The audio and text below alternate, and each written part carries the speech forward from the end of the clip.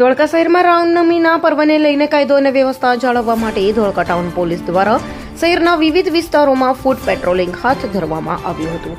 રામનવમીના પાવન પર્વને ધ્યાનમાં રાખીને શહેરમાં ધાર્મિક કાર્યક્રમો, શોભાયાત્રા તેમજ મંદિરોમાં ભક્તોની ભીડ વધવાની શક્યતા હોવાથી પોલીસ દ્વારા આગોતરા સુરક્ષા વ્યવસ્થા ગોઠવવામાં આવી હતી. ફૂટ પેટ્રોલિંગ દરમિયાન પોલીસ ટીમે શહેરના મુખ્ય માર્ગો, બજાર વિસ્તાર, ધાર્મિક સ્થળો તેમજ સંવેદનશીલ વિસ્તારોમાં ચેકિંગ હાથ ધર્યું હતું. આ કામગીરીમાં Dholka town police, police inspector તથા police sub inspector, police staff સાથે શહેરના વિવિધ વિસ્તારોમાં પેટ્રોલિંગ કરાયું હતું.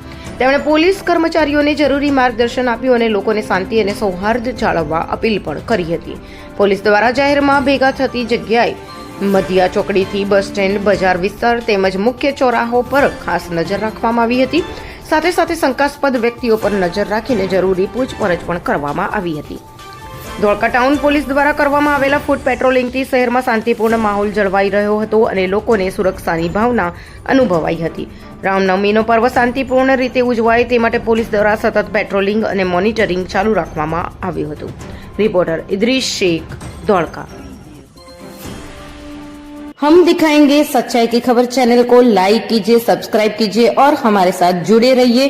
हम दिखाएंगे आपको सच्चाई की खबर.